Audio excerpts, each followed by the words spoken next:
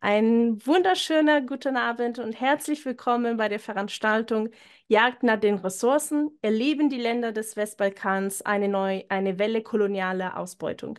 Organisiert von der Heinrich-Böll-Stiftung Baden-Württemberg, Heinrich-Böll-Stiftung Hamburg und der Petra-Kelly-Stiftung in Bayern. Ich bin Carmen Romano, Bildungsreferentin der Petra-Kelly-Stiftung und begrüße Sie ganz herzlich zusammen mit meinen KollegInnen Petra Zivkovic und Mathieu Küsner. Da die gesamte Veranstaltung auf Englisch stattfinden wird, werde ich jetzt auf Englisch wechseln. So, as said, now I will switch to English. And since I have a bit of technical problem because I chose the wrong channel. Okay, now I don't hear the translation anymore, and that's better. Okay. Good evening, everyone, and welcome to our panel discussion, Hunting for Resources, Are the Countries of the Western Balkans Experiencing a Wave of Colonization? Organized by the Heinrich Böll Foundation in Baden-Württemberg, Hamburg, and the Petra Kelly Foundation in Bavaria. I'm Carmen Romano from the Petra Kelly Foundation and will be saying a few words on the event. When our moderator, Marion Kraske, contacted us a few months ago, we were shocked right away by the situation she described from her reports, for example, in Vareš, Bosnia and Herzegovina. The lithium mining there has already polluted the water. If we don't act now, people living there will be experiencing serious health problems. Activists have already tried to express their concerns, but have been silenced either by threats or legal actions against them. We want to talk tonight about the relationship between hunting for resources, the economical interests of the EU in the region, and the respect for human rights and the environment. And we want to have this conversation before the European elections so that the media focus on the topic will be at the highest, and we can heighten the awareness on the topic and the need for a debate. The search for raw materials, such as lithium, is a very topical problem. It's not only connected with e-mobility and the changes that are being made for the socio-ecological transition right now. This search is inherently connected with our modern way of living. We need lithium, for example, to produce laptops and smartphones. The main goal of the 2023 Critical Raw Material Act that we will be discussing tonight is understandable. The EU wants to ensure that dependence on China for raw material is reduced. What we want to ask tonight, though, is if this economic independence has to happen despite or ignoring the respect of basic human rights, and how credible these politics are if we want, on the one hand, to avoid economical ties with a de facto dictatorship while supporting corrupt leaderships in the West Balkans countries on the other hand. Furthermore, the same support of corrupt leaders might lead to problematic political situations like the Chinese one in the future. And this happens while the same EU institutions expect from the Western Balkans countries to strengthen their democratic structures in order to become part of the European Union. So we ask ourselves tonight, has trade policy been put before democratization, human rights, and the protection of the environment in recent years? We will discuss this using a few examples from Serbia, Albania, and Bosnia and Herzegovina, while asking our panelists at the end which concrete recommendations they give us on how to protect protected areas and implement international standards in the Balkans. Of course, at the end, we might find ourselves at the end of the evening with even more questions in our heads and need for discussion. And that's why we'll be planning in the autumn another online event on the topic. So stay tuned and follow our social media profiles or subscribe to our newsletter. We'll be glad to see you back next time. A side note on the subject, before I give the microphone to our moderator, the Heinrich Böll Foundation published in the last few years some very interesting publications on the subject of raw materials and energy transition. Most of them are in German. A few were also translated in English. My colleague Mathieu will post the links in the Zoom chat now, and later we will be posting the same links on the live stream. Otherwise, we have been organizing with Marion several online events in the past few years on the subject of the Western Balkans area, and you can find the links in the live stream on this other website that Mathieu will be sending in the chat. A last organizational note at this point, for the people that are following the live stream on YouTube and Facebook, you can also write your question under the live stream. We'll be trying to check both live streams every now and then, and forward the questions to Marion Kraske.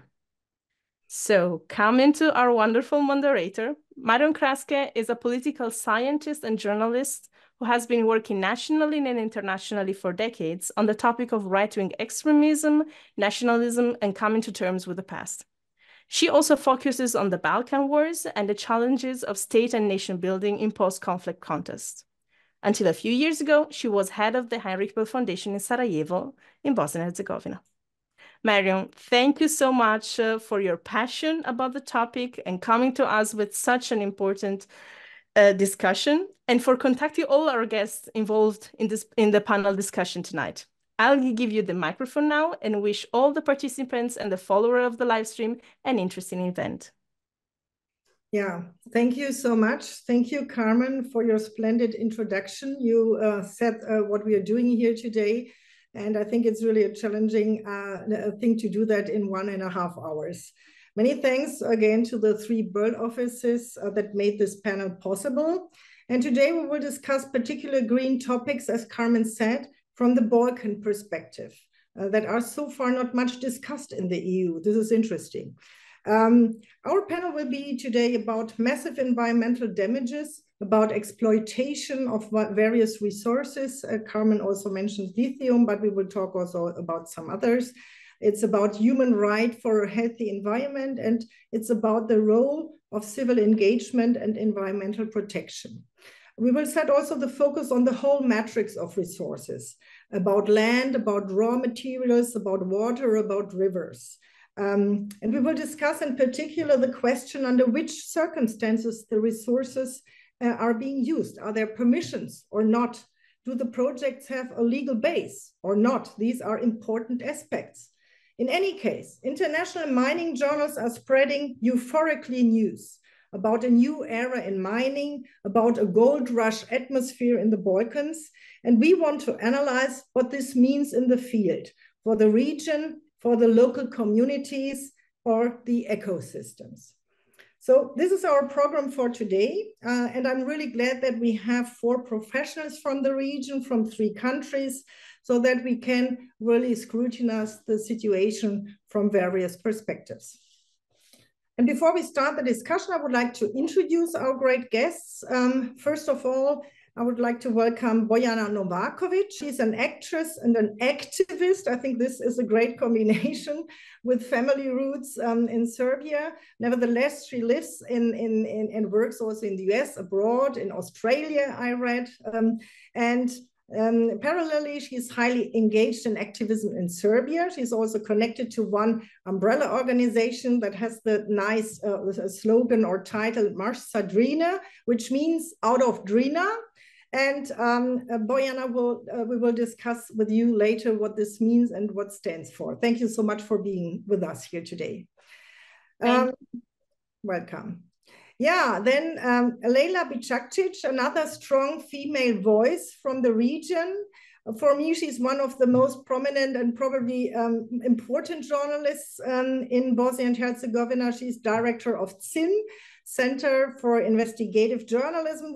I had the honor to meet her one day during a training for journalists in Sarajevo. So, and the Ziel team is investigating corruption, nepotism, and misuse of power on a daily basis. So they are doing a great job to work on a more democratic, more transparent Bosnia and Herzegovina. And these topics are all also linked to our program here today. So we're very pleased, Lejla, to have you with us here. Welcome. Thank you. Thank you for the invitation. Yeah, then our next guest, Lavdos Feruni from Tirana. He's an activist and environmentalist for decades. Whenever you go to Tirana, you switch on the TV, he's there. And he has a great track record in lobbying for a healthy environment. So a warm welcome to Tirana, Lavdos. Great to have you here on board. Pleasure. Yeah. And last but not least, Tihomir Dakic. He's an activist and an enthusiastic bicyclist. We see this on his picture, very important to mention that. He's president of the Center for Environmental for Environment in Banja Luka, and he has also regional outreach with his NGO. They are also focusing and are very active on the topic of hydropower plants. Unfortunately, we don't have the time to touch this today, but probably this will be another panel in the future. So thanks for joining us here today, Tihomir. Thank you for invitation. Yeah, I think I said it at the very beginning. I think 1.5 hours is really challenging, but we will try. The first hour will be a discussion here with our panelists to bring in their expertise, their experience. They are really on a daily basis working on these topics. And then we will include the audience. Lavdos, I would like to start with you. And to bring in, at least at the very beginning, a positive development. Actually, I found one. And that was the declaration of the Vjosa River as a national park in 2022. I think that was really a very crucial step because it was the first white river in Europe to become a national park. So it's a step forward to protect this wonderful Vjosa River, and I'm really happy that we can mention this as well, right? However, at the same time, construction work started. The plan is to build an airport only some kilometers nearby in the direct vicinity of the Vjosa. And obviously, but we will discuss this a bit with Lavdos, obviously, this project is lacking a legal basis. Negatively affected is especially the Narta Lagoon, which is from utmost importance for migrating birds, for wild animals and amphibians. So all in all, we have to state that this is a precious ecosystem which is under threat right now. The Berne Convention protested already, also the EU Commission, and there were also 1 or 2 lawsuits against the project, but they were recently rejected by an Albanian court. So Lavdos, to start with you, this is a very complex situation right now with this airport, but probably you can explain it and make it a bit easier to our audience. How is it possible that in a protected area like this, such a devastating project is being realized, has been started? And how does this go together? You know, I mean, declaration of the Vjosa as a national park, and then nearly parallelly starting with this destruction of this lagoon. Well, thank you, Marion. It was mentioned at the beginning by the lady that opened the panel that trade policy is in the first place in our countries. This is the main topic, actually. You know, so yeah, Vjosa is national park. It's great news. We appreciated that, and we fought for that a lot. But suddenly you come with ideas that destroy this national park. Is airport the first one, and then there is another tributary of Vjosa, which is now surprisingly for us, you know, getting the water from this basin and going to another basin. And, you know, so it's, I mean, it's totally forbidden. So, but there is a certain investment on the other side of the river, on the other basin for tourism and so on. We call them in our country oligarchs, you know, the big guys that are constructing there. And this is another hot topic because tourism is really rapidly developed in the country, and there is a big promotion for that. But on the other side, there are very few people that are benefiting from that. And coming to the airport, for example, you mentioned is inside the exactly inside the national park. Vjosa Narta is a fantastic landscape, you know, which is also very rich in terms of biodiversity. Anyway, it's a protected area, and they changed the law, and just in the middle of the protected area, they removed the part which belongs to the airport. So this is a totally nonsense.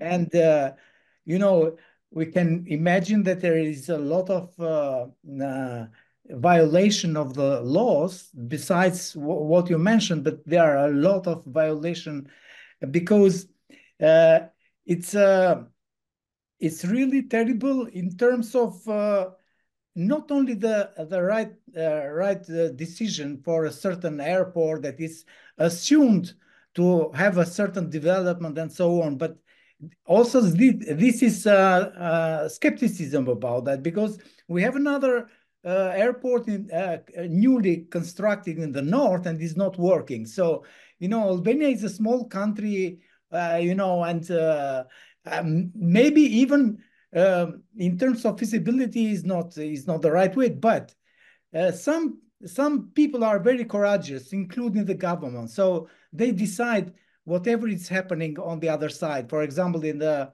airport also is affected the Vjosa National Park, because it's the delta of the river, which is the most rich in terms of biodiversity and the whole ecosystem there. I want to raise a point here that, you know, I don't have a fact, but I am assuming that is going to be a kind of airport just for some rich people to reach what has been mentioned recently. I mean, I'm trying to make a link because maybe you heard about the Kushner idea of investing in Flora Bay, of the island, the whole island, the only one island we have in Albania, not like in Croatia or somewhere else. And they said this is going to be property of Kushner to set up tourism and so on. And is on the other side, exactly the area of the airport. You know, just in front of the island is the airport in this fantastic bay there. And as I mentioned, very protected area. And there is also a plan to develop tourism for elite tourism, luxury tourism, and so on, just in this area, close to the airport. So I think there, I mean, it's a madness to think about, you know, to totally destroy all the area, which is in terms of the value, definitely international value in terms of biodiversity. I mean, Mediterranean for sure. And, you know, it has to be converted totally in the industry of few people. You know, this is a kind of colonialism as well. So making something just for very few people. And there is recently in Albania, even we are in a rapid development of tourism, people are complaining, what about the tourism of the people in Albanians? You know, because yeah, they are trying to the whole coastal area of Albania to be for luxury tourism and things like that. But what about the people that cannot offer to have few days of holidays, you know, Albanians? So it's such a discussion just emerging right now, which is really something to really to develop this concept. Okay, Lavdos, thank you so much. You made several points. You were referring to Mr. Kushner. This is the son-in-law of Mr. Trump, the former American president, just for some of the audience, if they are not informed about what is going on. That was announced several weeks ago that there will be some projects, but as you said, it's also intransparent and the details were not announced, right? So Leila, you are monitoring, analyzing the situation in Bosnia. There are several cases also of severe environmental damages. Recently it was announced that they found gold, so there is really a hype going on. One of the hotspots that is regularly in the news is the town of Vares. We mentioned that already. It's a small town in the middle of Bosnia, and I think for me this is the most striking example for what we will discuss today. The International Consortium Adriatic Metals listed in the UK started some time ago with the preparational works. We will also discuss what does that mean for them. But at the end, the idea is to start with the mining process. And Leila has prepared a film that we will watch. It's a short version of a longer documentary to get an impression about what is going on in the field there.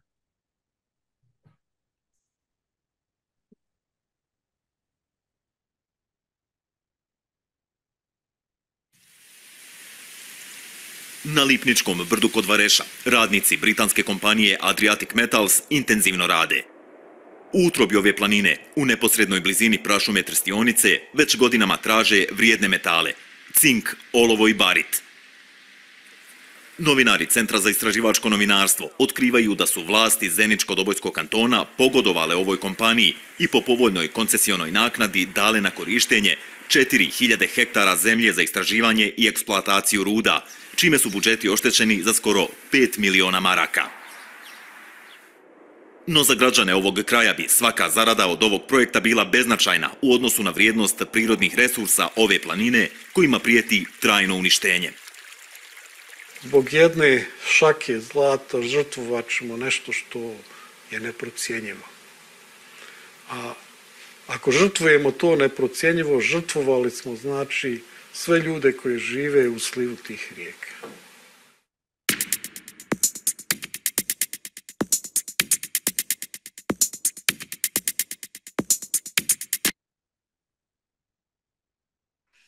Yeah, this is really very shocking. The documentary is long. I know the long version, and we discussed this also recently in Sarajevo, Leila. What is really interesting is that the company at the very beginning had only a concession for doing research, right? So nevertheless, the forest is already destroyed partly. It's a protected virgin forest, as the expert said in the video. And the biodiversity in general is under particular threat. It's an area also for bears, for wolves. So experts say the animals left already. And even worse, according to activists who live there, the water sources are already contaminated, right? So Leila, could you just for us evaluate a little bit he was shown also in the film, the role of the local politicians in this case? Well, it's always interesting when you have big investors in countries that are really poor, and Bosnia is qualified as extremely poor country with a high level of unemployment. Foreign investors are seen as a potential to improve the area and to bring prosperity for the local areas. The mayor in this particular case is an interesting character because he was the one who was originally negotiating with the investor of bringing them into Varesh and basically presenting them with the opportunity of examining at the very beginning, but also he later on, when the investigation started, when he realized that the story is going out, he turned that into exploitation concession rights to the company. Adriatic Metals came later in the process. The original story started in 2012 when an interesting guy for the whole of region, which is Bošnjaković, who originally started the Balkan mining company, which turned into the Eastern mining. And I'm saying that he's interesting because he's now the owner of Likos, a company that is doing a lot of research and exploitation of the mining in the whole region. And he's known for his very aggressive and violent devastation of nature and working very closely with the government. So he sold the company to Adriatic Metals, and that is when they started with the digging. The original, as I said, permit was for the examination. But unfortunately, even though they had the examination rights only, they were exploiting the mines from the area. And the official standing is that they found traces of gold. And that's basically the kind of the surface of the research. In doing so, they have devastated the huge area. You've seen that in the video already, but it's continuing. I mean, this research is published in 2023. So we have about a year of devastation going on from the picture that you just shown in the video until where we are right now. And the devastation on the surface is extremely visible now. And the devastation of forest, of course, it is a virgin forest, and it's a biodiversity that is completely destroyed, not only in Vareš, but basically the whole surrounding. But the most devastating effect is, at this moment, is devastation of the drinking water, not only for Vareš, but all the neighboring countries, which is already polluted to the point that it cannot be used by the local inhabitants. And the problem is that those are the sources of water for the local people in this large area. Mm-hmm. Similar, like we are hearing in all the other countries, we heard that from Albania, I know for Serbia, I know for Montenegro as well, is that this is usually presented as an employment opportunity for the local people, and of course building a touristic opportunity, a touristic resort for the wealthy people from the world, who are going to be coming to Vareš or to as we heard in Albania or other places, that are going to spend their holidays and spend their money in Bosnia, because this is going to be extremely beautiful once the resort is over. We have seen that throughout the country. Vareš is just another example that we are now witnessing at the moment. The problem, of course, is that we are talking about a foreign investor who is very much, foreign investments are needed in Bosnia and in the whole region. They are treated differently from the local investors. Of course, they have a different benefits that they are being given, one of which is extremely reduced price of concession rights that Adriatic Metals is being granted by the local authorities, both in Vareš by the local mayor, but also the cantonal government in Zenica-Doboj canton, where Vareš is situated. But also they have a huge protection by the embassies, and that is kind of an added value, so to speak. The embassies are now acting as proxies of the foreign investors and protecting any critical voices in public from affecting what is heavily needed for the development of the area. And that is something that not only activists, but people basically who have raised their voices in this whole area, and this is not the only place, but we are talking about the others, are now heavily affected by the by donors, because most of these organizations are civil society organizations who are actively working as a grass level organizations, are now being threatened that they will be losing funding, which is already minimum, but because they have been daring to criticize these big companies that are bringing prosperity to the region. What we are seeing, and we have been following these big infrastructure works for years, is that the promise of the local employment is just a promise. There has never been any local people that are ever been employed in any of these energy-related infrastructural projects that are extremely big. They're extremely pollutionist for the area. But the profit at the very end is going back to the people that are very high on the political level, and of course foreign investors that are coming here for the easy money, for high risk, but also high return of their in their profit. Mm-hmm. Thank you, Lena. This is, only an introduction. There were so many aspects. We will also, scrutinize them a little bit more in detail than during the panel, especially the role of the international community. You were mentioning the embassies, especially from the UK, Norway, and the States. And Ticho, I would like to highlight with you a bit also the broader picture of these activities. Carmen also mentioned the Raw Material Act, Critical Raw Material Act from March 2023. The idea behind that was to minimize the use dependency from China. So this was meant as a strategic shift. As a result, we see these activities throughout the region in the various countries.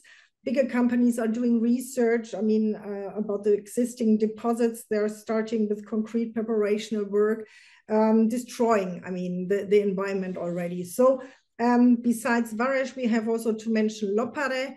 This is another example. The Swiss company Arcor started secret drillings here. They have huge plans for Bosnia. Experts foresee a massive devastation, Tycho. So can you tell us more about the work of the NGOs right now? Leila was also mentioning this right now. How are you dealing with these challenges? Thank you, Marian. Thank you for the invitation and the opportunity to examine a bit what's going on here in West Balkans. Well, in general, let's say to see from the last now almost 2 years, we are sharing information. Firstly, we didn't believe that it will be open approach like this from different institutions. Ms. Leila said also by the embassies. Also, you mentioned that a very open support and a promotion of how this supposed to be good for us, that always mentioning to us that we've been 100 years ago we were mining in Bosnia and Herzegovina. Why now is a problem to mine again? So in last several meetings, dozens meetings, sorry, and last one was with Mr. Boris Mijatovic from Bundestag. I have to say that openly has been presented one sentence, and this is the Europe now, the EU in a challenge of development, the new technology with all these green ideas, and for Western Balkans, this is supposed to be opportunity. So when you open this present of the opportunity, we have to see that this be behind also probably behind the Green Deal and the Green Plan for Bosnia and Herzegovina, for Western Balkans, is basically for what it will be used for. So, and this open another question: is this process of entering in EU will be long as it needed until it's finishing all the mines and resources and critical raw materials in the process of the development of the technology? So I openly asked, and you know, and ambassadors and Boris Mijatovic and other representatives, why we have to choose who will dig us? Why we cannot, in our economy, cannot be established on the food production, on the tourism, on other kind of, you know, this kind. If I talk in behalf of Bosnia and Herzegovina, we talk about, I don't know, 2.5 million inhabitants, most, if it's that data even positive, you know.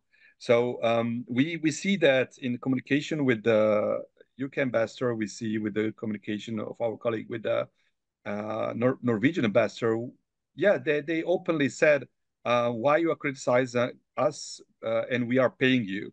So, and also to make a line with one project being supported by the ARCO centers in Bosnia and Herzegovina, that being supported by EU delegation, is that they openly said you need to promote green agenda no matter what, and you have to be less criticizing what is inside or which kind of aspects, if we look of the what private companies are finding, let's say, in Bosnia and Herzegovina. It seems that for now we cannot find any institution or political organization who are against researchers in Western Balkans, to be honest. So we are really confused, but on one side, another side, we are not confused in which way NGOs has been developed and supported in the last 20 years. Are in those not to be criticized and to waving the EU flags and to having the T-shirts with EU flags and that everything is fine. I'm making jokes, but it's not funny at all, because few days ago, the Chamber Investment Forum has, together with DG NEAR and DG GROW, organized online workshop about critical raw materials potential in Western Balkans region. So I have to say that it's not that environmental protectors or part of the Green Parties members are late in some certain way of protecting the environment. But it seems that many things has been, you know, okay, economy and the business is 5 steps in advance, right? Their investments, their needs and ideas and plans in one hand. So we are not delayed, but they're hiding the processes. I'm talking about now international processes, international community, but also domestic politicians. I don't want to put all burden on our politicians, but yes, they are. On one side, we said they are corrupted. They are war profiteering after the war, during the war, and after the war, and now they are investors on one side. But on the other side, the companies, the foreign companies from Switzerland, Arcor, Adriatic Metals from Great Britain, Lycos Balkan from Australia, they're explaining in description of their work that they are how do they explain this? They are positive political aspects and atmosphere for investing and working in Bosnia and Herzegovina in this case. So can you tell me, is it really positive aspect and for who? So from one side, we see that DGNI is working on it. DG Grow is working on it openly. And just a few weeks ago, we had an online show on radio where Deputy Minister of the entity of Republika Srpska admits basically that first explorations in Bosnia and Herzegovina, so this is the fourth one in 2023-24, the first one is 1998, so 3 years or 2 years after war end. So we can ask ourselves who was going around in the nature with which support, which militaries, it was S4 or I4, whoever, that were doing researches in the ground, what's there for maybe future exploitation. So it's open huge questions, very important question, knowing that Xi Jinping was just a few days ago in Serbia, that Milorad Dodik was also there and said we will we'll talk about that. Okay, sorry, I will not interfere. It's just thank you, Chico, for that. For beginning. Short overview. I mean, there are also a lot of aspects. I think it's worth to mention that the ambassadors are lobbying extremely for the Vareš project, and they are putting it as a beneficial and sustainable project. This is really interesting. I have to just add one thing. Allegedly, I have to use this allegedly. 2 ambassadors are interfering in one law in Bosnia and Herzegovina. So regarding the forestry law, let's say like that. So 2 ambassadors are writing the articles for the law. So can you tell me, is Bosnia and Herzegovina a state with its full sovereignty? And if we have democracy, okay. No, this is Serbia. It's about the law. It's important, the role of the internationals right now. And also I would like to come back then to what you said before. It's I also Leila talked about that. It's about the pressure on the NGOs. It's a pressure on the activists. There is one woman, main activist living nearby. She's facing a lawsuit because of defamation, right? And she's only talking about the abuses. This is about the water contamination. So just to mention this, and then we will also include Bojana. In Serbia, you're dealing with a similar problem, even though, I mean, the works did not start so far. The main stakeholder there is the Anglo-Australian company Rio Tinto, with a, we have to admit, quite questionable reputation. Their worldwide mining activities destroyed not only environment, but also cultural heritage. And some years ago, they started with the activities in Serbia, in the Jagd Valley. And it's about lithium. Serbia has a great lithium deposit. It's needed, as we said before, for batteries, especially also for e-mobility, but also for mobile phones and laptops and so on. So it's highly important. Officially, the Rio Tinto project was stopped after massive protests in Belgrade. Bojana, what is the current state and what is your biggest concern in this case? Okay. Thank you so much for the introduction, and thank you for inviting all of us and trying to keep up with all of these issues, because there are so many. I just want to take a step back, and because I think there's a rhetoric that we started with which really needs to be addressed, and that is the rhetoric of we need lithium to produce smartphones and laptops. And I think we need lithium to produce the batteries for certain components of technology. These technologies also include military-grade weapons. These technologies also include surveillance. And actually, we need much more of this lithium to produce these things than we do for your and my phone. The other thing that I think we need to also think about is that we don't just need lithium to produce smartphones and laptops. We need lithium to produce batteries for them. We need silica, iron, aluminum, copper, lead, zinc, nickel, tin, selenium, arsenic, cadmium, lithium, and plastic, which is, by the way, fossil fuels. And for cars, we need cobalt. And for each of these minerals and metals, we need a mine. And the Critical Raw Materials Act came into power, I think, just now, like a couple of weeks ago. It was published in the Gazette. And its aim is to reduce dependence on China. At the same time, China is coming into Europe through the back door. And I can tell you that that back door is definitely Serbia. And I can tell you that Rio Tinto is part of that very charming back door.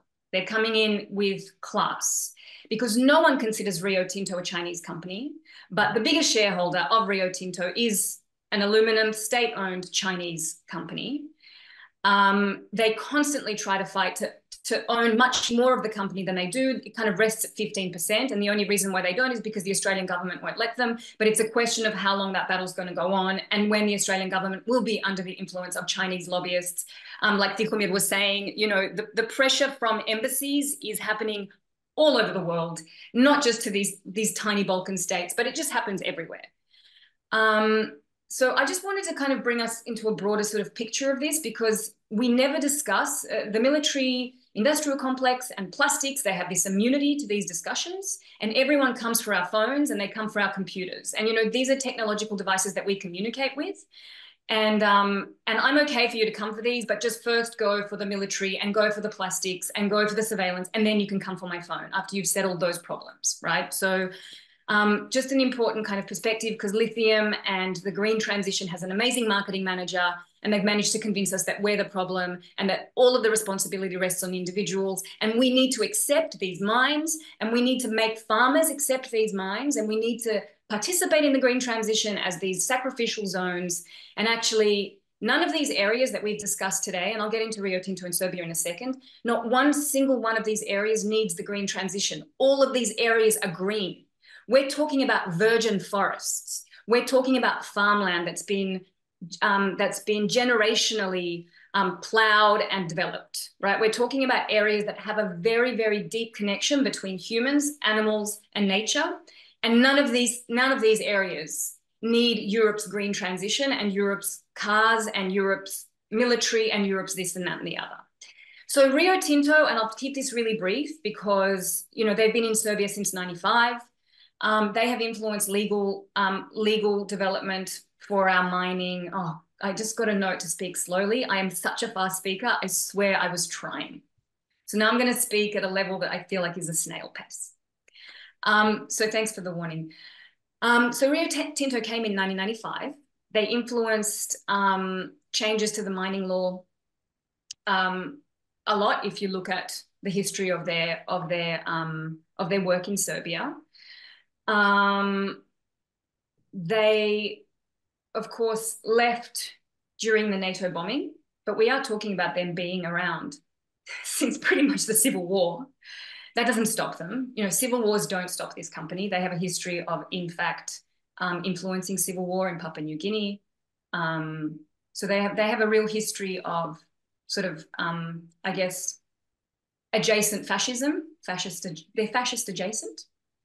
And in terms of Serbia, they sort of infiltrated local communities, very much socially engineered their relationships, made friends, went to people's slavas, went to people's weddings, went to people's funerals, became friends with the locals. And then, of course, started to suggest there's going to be this mine. It's going to look like a pharmacy. It's going to be underground. They sort of didn't mention that this mine is actually a mega complex, that it's not just a mine underground, that actually includes a processing facility. And Rio Tinto has never processed lithium before in their history. They process lithium in China. They never, any of their lithium mines, they don't have processing centers in terms of within Australia. And not only that, but then the landfill. And this would all be in one area that is actually an agricultural fertile land. Yeah.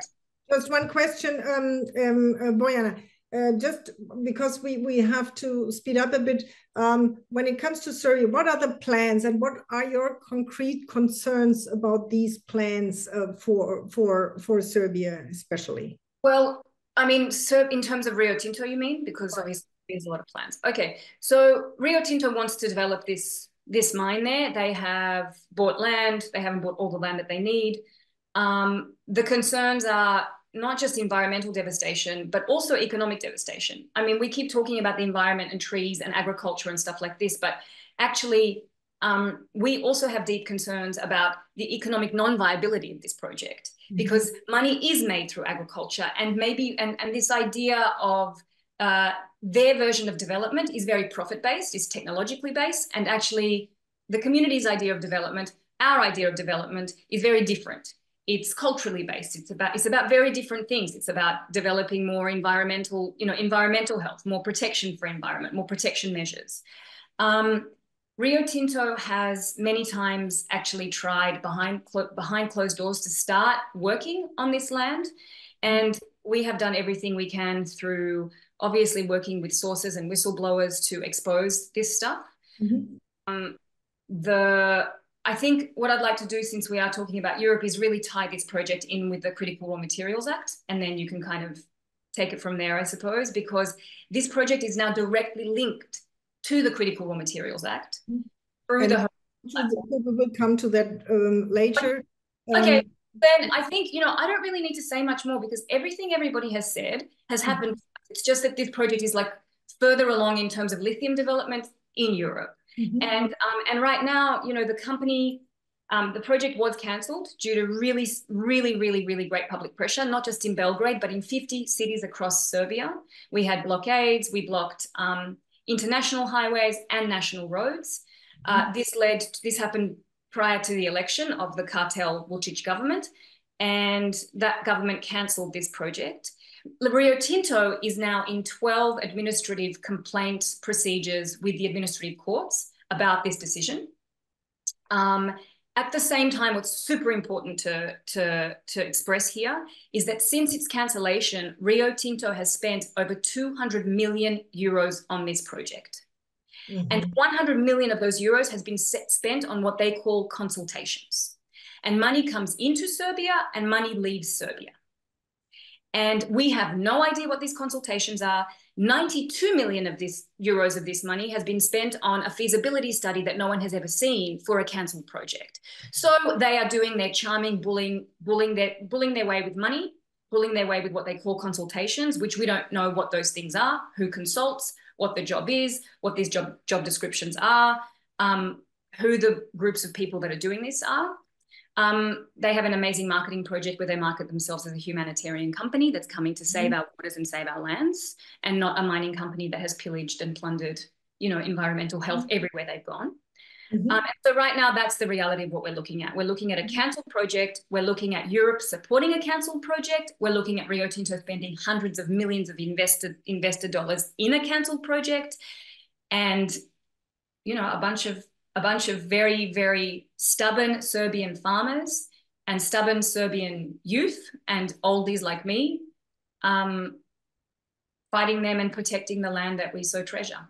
Okay, thank you so much for these insights. And Leila, I would like to further discuss the political structures behind these projects, right? Bojana also mentioned some of them. So we are trying to put, the mosaic stones together, because we find these similarities in all these countries that we discuss in the region. So corruption is endemic. The decision-making processes are lacking transparency, and there are evident structures of state capture. That means nearly every part of the political life, of the public sector, of the job market, of the judiciary, of the media even, are captured by dominating political parties. And Leila, how do you evaluate the collaboration of international companies, backed by the diplomats, as we learned, with these power structures that are more or less acting like cartels, like oligarchs? Well, Bosnia is a known sample of captured state. We are, that's been quite some time in all the international relevant reports that are actually seeing Bosnia as a captured state by definition, because the structures, the political structures that are in place for almost 30 years have actually been able to capture the complicity of the system. Country is divided into three. Despite the attempts, despite the investment by the international community, reforms that have been proposed and pretty much implemented by the international community over the years since the end of the war in Bosnia in 1995, have actually been circumvented by the structures that are really behaving like mafia structures. I have a famous saying that I'm always using. It's not mine. I picked it up somewhere along the way. Every country has a mafia. Only in Bosnia, mafia has a state, which is in fact the truth. They have the structure of the mafia. They have the boss and the followers, with the followers actually aspiring to become a boss to get closer to the benefits, and that's how the system functions. So all the investments, any financial opportunity that is arising in this country is basically seen as a way for the leader and the mighty few around the leader to get their hands onto the money, whatever the money is. We had this foreign investment into the energy sector is a thing that started with Bosnian approach, or Bosnian actually membership in the energy community.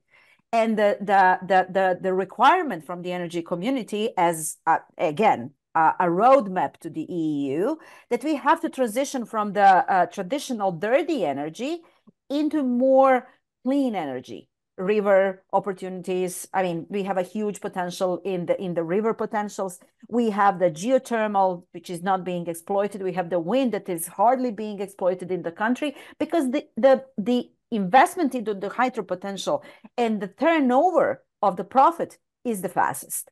So we are actually seeing a pattern over and over. There has been a change in part of the government in Bosnia in October 2022, but that did not change the behavior of the politicians. They're just trying to find, to basically settle in the new structure and to replace the old one. And that's the battle at the moment.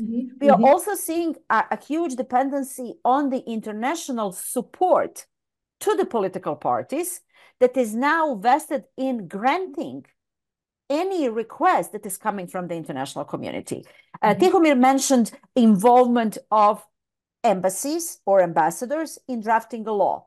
The British government, the British embassy, is investing a lot into consolidating the federation government, one of the entities in Bosnia. So now they are giving money. They're basically funding the new draft law on mining in federation.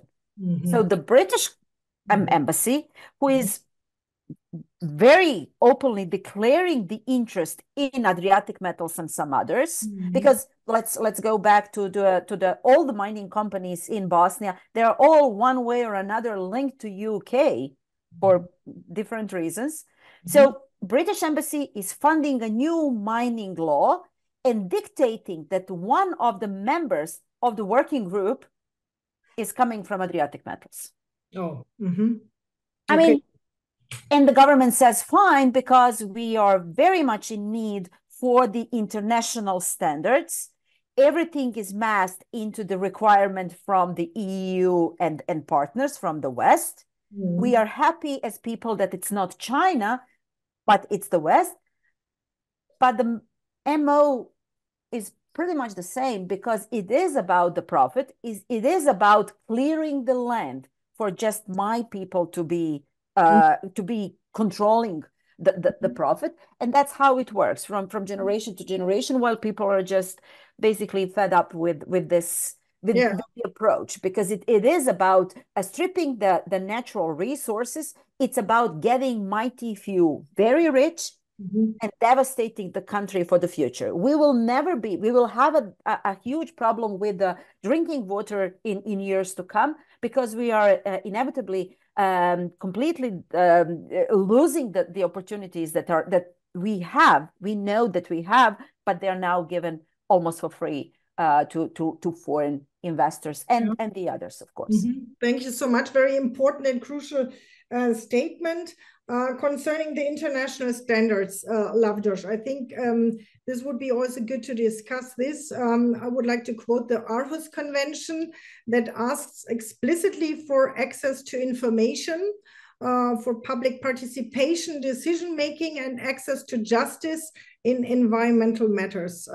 So this is seen as a must. There are plans for a huge gas terminal. You mentioned this also already in the green zone of the coastal town of Flora in Albania. So in which sense, Lavdos, are these requirements of the Aarhus Convention? This is an international standard, or should be, right? In which sense are these requirements fulfilled, either with the airport project or with the LNG terminal project?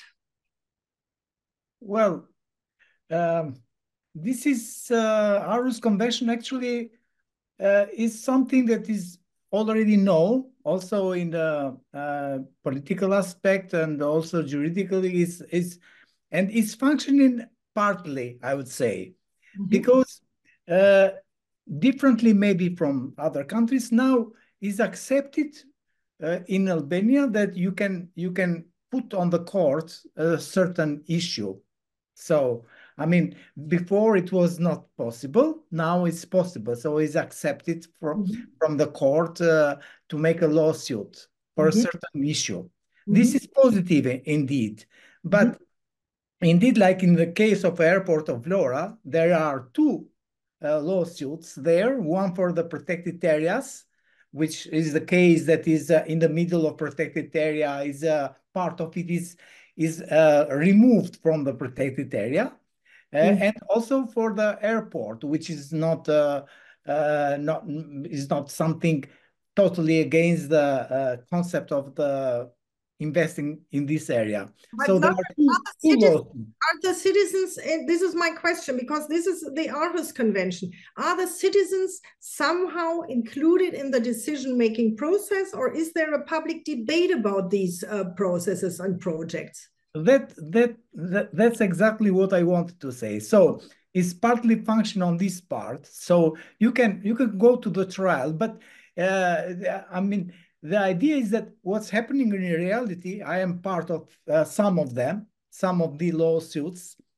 The fact is that in the court, you can go there, but you very little is a chance to win, because the strategy is that a kind of interference of the political aspect with the court policies as well, or performance or management. So they delay the process up to the moment that something is finished, and then you are in front of the fact that is done something. This is happening also with the airport of Flora. So construction is continuing.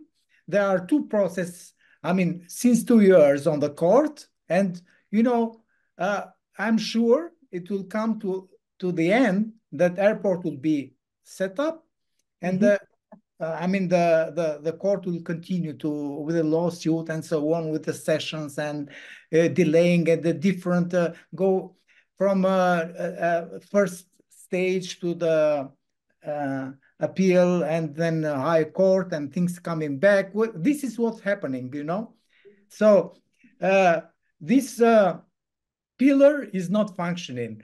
Of course, is not functioning the first pillar of information. It's not at all functioning.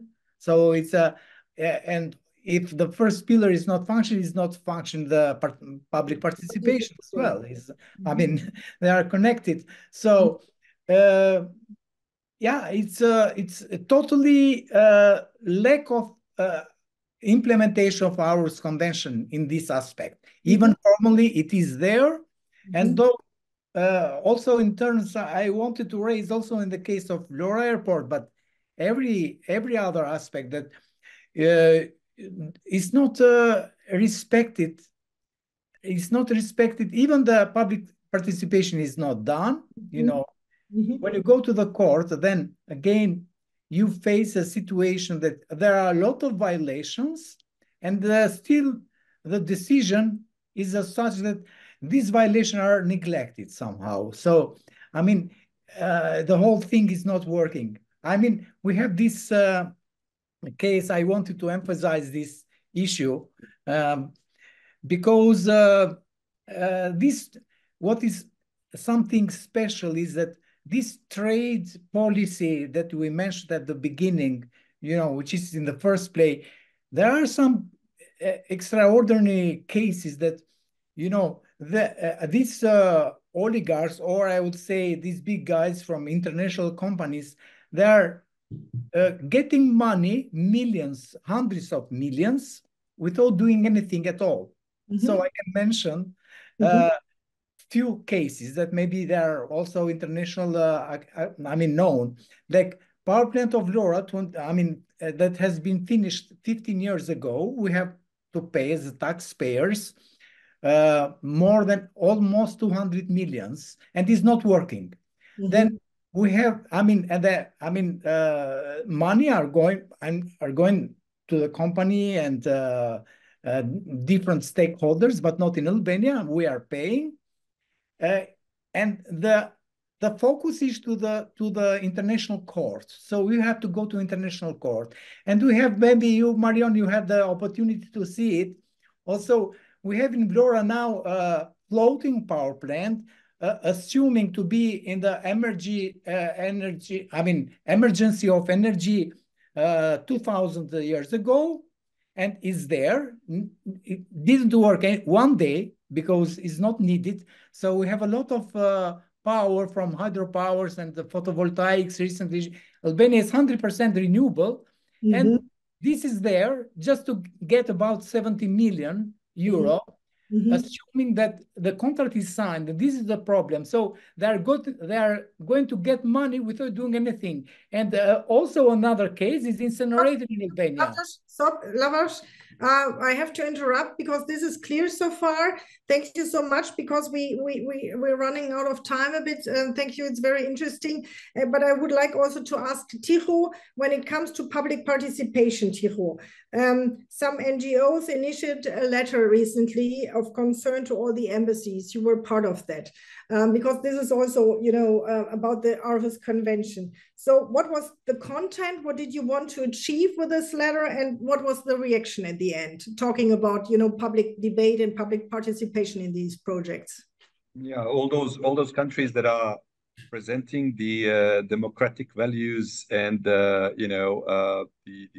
openness to the society and involvement of citizens, and teaching us for 20, 30 years that we had the awful one-party system in which we didn't have our voice to present. Now we have more or less the same, but with the democracy, right? And we have opportunity, of course, to protest on a square, but no one, in which not any system will listen it and accept it. We wrote more than 30 organizations. We wrote one open letter to three ambassadors, three embassies, after we saw that for the first time, I think, the ambassadors were visiting one private company that was not invest or supported through any development programs. So it was really weird for us to see that U.S., Britain, and Norwegian ambassador were visiting and photo shooting and everything and giving the support. So we, as the citizens of Bosnia and Herzegovina, with our defending our rights on a clear environment and possibility to develop this country in a different way, we openly asked them to answer us on a few questions. One of those were actually, are they supporting also in the same way citizens of Bosnia and Herzegovina in their willingness to protect the environment and so on? Unfortunately or fortunately, we expect that they didn't answer. So the only one to answer via email was the Norwegian ambassadors who asked us to come for a meeting. But we asked for public response. British ambassadors said in some reception to our colleagues, I don't want to answer publicly. My staff, local staff, will answer to you. and US ambassador didn't say anything. So basically, yes, we are kind of alone, to be honest, and citizens are alone. I always want to emphasize this to remind us that we have to say that people with a different vision of living, not only here, but it seems in the whole world, it's on one side. But a capital, this kind of capital, which is not capitalism at all. We call it now. We can call it now neocolonialism or a different way of extraction of material and using different states are on the other side. So it's a global fight, as well as they think that in Germany they succeed to doing the environmental protection, but we are not. We cannot do it. Why? If in Austria they can, doing the environmental protection in West Balkans, we can't. We can't do it because Germany's clean because they're coming to us and dirtying our stuff. This is one direct correlation. You cannot have a green future if it's only green for you. And this is the message to these big fascist countries in Europe. And I call them fascist because we finished the war, but fascism reigns. All the businesses that benefited from Nazism are still benefiting today. And we as activists, I'm sorry, I don't want to put words in your mouth. No. We as activists are constantly called drama queens, dramatizing this, that, the other, for saying words like fascism. We cannot discuss capitalism without discussing fascism. We cannot discuss colonialism without discussing... Bojana, I got your point. Fascism, nevertheless, has a very, important part in our German history, and we really don't want to, make... and in Yugoslav history and in Serbian history. I understand what you're saying. We're talking about devastation. It's just that putting it together with Holocaust probably is not a good argument. And I would also refuse this here, but I totally got your point, and we will come back to you, Bojana, after a short question from Milutin. And I think it's interesting because this fits here to the statement from Tihomir. My question is, are any of you working on empowering local citizens? I think this is a good question. Who is doing that to make them stronger? I mean, Tihomir is a citizen, right? He's part of the environmental movement. But nevertheless, I mean, also Tihomir, you're an expert, you're a professional. Nevertheless, somehow this is my impression that you're speechless about what is going on at the moment in Bosnia and Herzegovina. So does it make any sense to ask this, who is working on empowerment local citizens? Who could make them louder? I think this is what Milutin wanted to know here with this question. I'll come back to you okay. There's also a question in the chat about Rio Tinto. So Tiro, go ahead. Yeah. Is anybody of you working on empowerment local citizens to strengthen their position in this really very challenging situation right now? I said in the last couple of years, we were finding out that, well, even before 15 years ago, we tried to escape, and we succeed to escape from the donor politics that has been established in Bosnia and Herzegovina, because they were producing soft NGOs who will do the conferences, the photo shooting, and really a vast number of the events that actually not supporting what local initiatives and groups wanted. So when we escaped that, we found out a few years ago that we need to find also support abroad also for the local communities, because we're working directly with them. It's not about we becoming bigger and present in all territory, but it's they're rather to produce the network, and this is why we are pushing for the EcoBig network in each local community if it's needed. Fortunately and unfortunately, after all these initiatives of the private companies, this push actually local community to organize themselves. And in this process of organizing themselves, we are supporting them and also their legal work, but also trying to find the funds for their work. And because they want always to present and to cherish this what also Boyana said, that they were living and working aligned with the nature for many years. So I'm not talking about the industry period of Yugoslavia, and that Bosnia and Herzegovina was used, let's say, our purpose was also to have heavy industry here. But we were talking about our economy. Now we're talking about international economy and our valuable sources within the country, plus citizens. And it's not our economy. When you talk about renewables, when we talk about hydropower plants, wind power plants, solar systems, it's privatized. It's all private companies, or not all, but 90-something%, it's private-owned companies. And what also Boris Mijatovic said through one comment, he said, Republika Srpska budget in its real difficult, in its huge problems, it's a great debt and everything. So, but there is a potential in electricity, selling. And I said, how come? Because the from one side, the mineral rent for the coal, it's 2 to 5%. Okay, and from another side, the oil electricity has been sold to the network, the grid. So how to get this money from? So if we talk about energy production, if we talk about, for instance, the lithium mine or any cobalt mine or whatever, it can destroy any future of Bosnia and Herzegovina to be as a country with its own economy. Okay, Tiro, thank you so much for this moment. I would like to here ask, or formulate this question from an anonymous participant to Boyana, and then we will discuss where do you see future, for example, approaches about, for example, sustainable mining and so on. So to go a bit and look a little bit into the future. So Boyana, this is, I think, for you. Did I understand that China is behind Rio Tinto is the question? Do the other companies also have connections to Russia or China?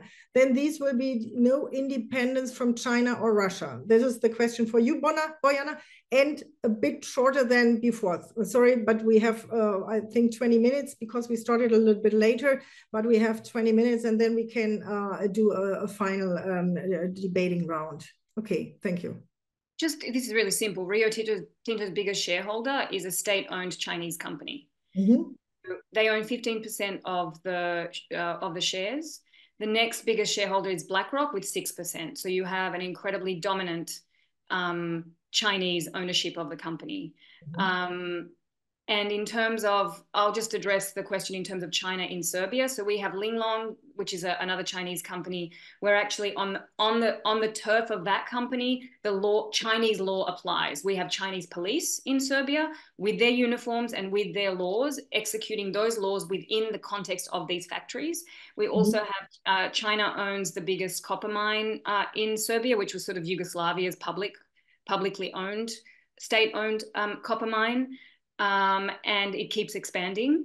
And within that contract, there are clauses that are called sort of void clauses, which actually stipulate that that company can pretty much break with the Serbian constitution and environmental rules because they have a specific stipulation to do so. So this is Chinese sort of occupation of Serbia, which is very clear and very evident. Okay, and Russia, because this question relates also to Russia. Any links to Russia so far? In terms of these companies, no, but Russians own NIS, which is the gas company. So thank you. I think we should go ahead with I found a study financed by the UN about mining and the impact on the environment. It's a bit older, but nevertheless, there was a recommendation formulated to define and enforce a legal framework for sustainable mining practices. Lena, I think this would be also an interesting question for you. How far is the Balkan region? When we see Vareš and Lopare, and also here the Jagd projects, right? How far is the Balkan region away from this, sustainable mining? And this would be the other part of the question. Is sustainable mining possible with these kind of political structures that we discussed before? This oligarch, principle, these state capture structures behind that. I mean, they are not really very well known for good governance. So probably you can, take both parts of the question. I think that's the key. Actually, it is the rule of law that will make a difference, and the full implementation of the rule of law in each of the countries of the Western Balkan. So as long as we have a very poor rule of law, very easy manipulation by the mighty politicians, in Bosnia, there are plenty of them, so it makes it easier for all kinds of shady investors coming in to invest and get the profit out quickly. It's easy for them to find a suitable partner in Bosnia. In Serbia, it's a different structure, but basically the behavior is the same. So it is about the rule of law and the proper structures of a democratic state. And how far are we from that? I think ages, because obviously, I mean, 30 years of very strong focus on reforms, as we are being told by everybody. We are all reform oriented and very much looking into the EU future. But in fact, they're working as much as they can against that agenda, because getting into the EU would actually take the profitable opportunities from their hands. So what's the future? I mean, the future is we have to be very much aware that the mining is something that we will have to face. The difference, somebody mentioned Germany, the difference between Germany, France, or any other country in the EU and the Balkan countries is that it's done very conservatively in those countries. In Balkans is a full pledge. Okay, so we want to destroy as much as possible because no one cares. We had a couple of years ago, we had a famous statement from one of the mayors in Bosnia, of a small town in Bosnia that has 5 rivers going through this little city that he's the mayor of. He said that he needs to give a concession to exploiting those rivers because otherwise they're just flowing for no reason. So his mindset is basically that the nature preservation is not going to give anybody any benefit. And that's the mindset of our politicians. It's easy money. It's easy to manipulate. They don't have to do anything. They just get the cream off of the top. And that's the most desirable way of making a huge profit. We are talking about the very strong class of extremely rich people formed on the Balkans, in Bosnia in particular, but also in the other countries. And that's something that they will try to preserve as much as possible for as long as possible, while faking the reforms and while faking the implementation of the EU agenda. Okay, thank you. Lavdos, Leila mentioned this absence of rule of law as a key, and what does that mean for these infrastructure projects you were describing, right? What has to be done to protect the environment and to protect the protected areas? I think this is a challenge, right? From these hazardous projects. What is missing so far and what has to be done, Lavdos? Very concretely and very short, as short as it's possible. Your mic. Sorry. Maybe tomorrow we'll go to make another lawsuit for a oligarch of Albania, which is connected to the Greek guy, to construct a gas power plant in a certain area close to the gas pipeline, TAP, Trans-Adriatic Pipeline. And the energy will go to Greece, and they are going to use the land of Albania. And then there are other plans for Flora to open, to construct 3 other power plants and so on. And the fake thing is that, I mean, for us, is what the government is saying, that we are going to have to be net exporter of energy in 2030. So what has be done, Lavdos? What has to be done? This is your appeal, last chance. Yes, we'll do it tomorrow, actually, but we are still in another lawsuit. So, but as I mentioned, the lawsuit is not enough, you know. So you can try to to make a barrier and so on, but the other thing is that I don't know, the other countries should be the same. That even civil society is not where it needs to be done, because also civil society is partly captured as well. So I mean, this at least in our government, but I think should be something similar in other countries, is a problem, you know. But still, there is room for to raise the voice. I think one tool that we are using, we have a very good media, our media. So I have a TV myself, you know, so I can speak, as you mentioned at the beginning, I can talk. I have an emission at least one per week to talk about these things, and there are thousands of rich people, you know. So we have to strengthen this component of our digital media, to reinforce it, to strengthen it. And I think this will also, the donors has to consider that fact. Actually, it's something to compensate this, to balance this capture of the civil society as well, I would say. Okay, thank you so much.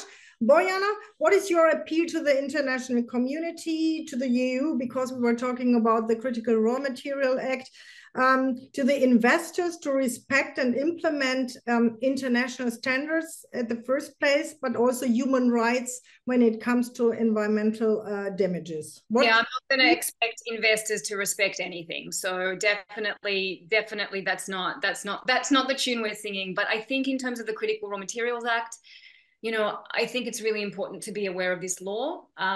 You know, we have a letter that over 300 groups from 30 countries and experts from 30 countries signed against, just blanket against this law, because of its misleading policies at the base, including not understanding implications of corruption and absence of right to say no. And of course, rights of nature and this legitimization of social licensing and social acceptance and basically social engineering to try to put a whole bunch of money into public funding, EU taxpayer dollars, to socially engineer people to accept mining rather than to actually research how to mine less. So I think, you know, I'm not a believer in the state of Serbia. I don't think it protects our interests. I'm not really a believer in these Balkan states. I think they're kind of lackeys to much bigger states. And I think that's sort of what we're dealing with. So if people have the question of how to address this within the state formation, I can just suggest write letters, but really I believe people are what's going to make a big difference. We really haven't discussed people's resistance. I don't believe any of these states have that power, even opposition. If they get into power, I don't believe any politician in these states has that power. I believe the people have that power, and that's really that we have to keep our groups in these civil society structures that we have that don't really depend on politics, embassies, corporations, and, you know, for funding, and really do what we can to make people's voices heard. Because the other thing we didn't discuss is media blackout. So I feel like really it's in the hands of us as people right now to make as much noise as possible, destroy as much of the crap as possible, and build and maintain and preserve as much of that we have as possible.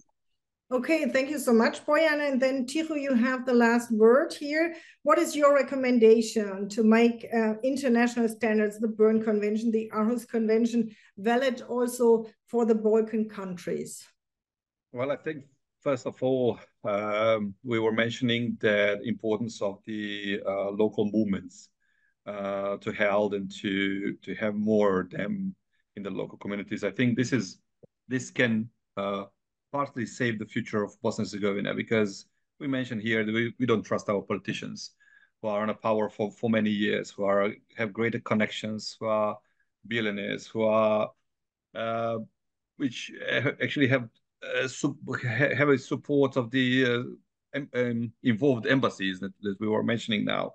So I think that the last chance is actually that we start to really appreciate our country, our values. Not to rewrite what has been written in some dark rooms, have to say that. I don't know why we start to not believe ourselves in our countries and first to believe what has been said in Brussels or Vienna or wherever. So I think this trustworthy towards ourselves, we need to, and we are establishing throughout this process environmental protection. The least thing that internationals, when I say internationals, is interest, I'm talking about interest, want to see is really reconciliation, for instance, in Bosnia and Herzegovina. Because estimation of the worth of lithium in Bosnia and Herzegovina is around $40 billion US. I believe that some of the country can produce small wars if they want to reach these mines, or they can produce whatever they want. And I'm really keen to see what will happen in the future. I know that we will be on our side, and that will support all citizens that love their country, land, water, and air. So, and yes, Germany and Austria can dig their own lithium, and we can see by the good example of the companies there how it's possible to maintain clean water and soil. And then we will think about it, and we will then maybe allow to our politicians to accept other mines in West Balkans. But till then, please show us with example. Okay. It's a good proposal, actually. Okay. We have to debate this more in detail. Thank you so much. That was so interesting. And yeah, it's more than evident that we could fill even 3 panels with these topics, right? I mean, we didn't even touch the question of hydropower plants, but this would be probably an idea for a next debate.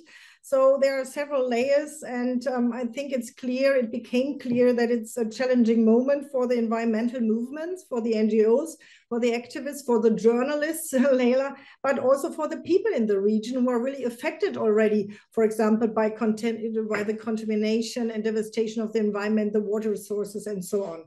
While in Europe, the political mindset is focused on a green and ecological future, ecological and social standards are not fulfilled in the Balkans yet, and our panelists and other environmental organizations and individuals would like to change that. And I think this is a proof that there is activism, that there is enthusiasm, and probably you also spoke about that the absence of rule of law is the key problem. And it is crucial also for the evaluation of these so-called investments. I think there are enough proofs that demonstrate that with a functioning judiciary, many projects in the Balkans would end up in court. And it's not only about sustainability in this context, it's about also credibility of the Western stakeholders. So international standards like Aarhus and Bern Convention have to be valid also for the Balkan countries and its people. I think this is my final statement on that. And so we have come to an end. There are no more questions in the chat. Thanks to our panelists, to your illuminating explanations and knowledge. I really appreciate the debate with you. Thanks to our audience for your interest. And if you would like to get further literature or insights, send us an email. For example, Leila from Ziel can also provide you with more deeper analysis. So have a great evening. Thank you so much. Ihnen allen einen schönen Abend. I vidimo se.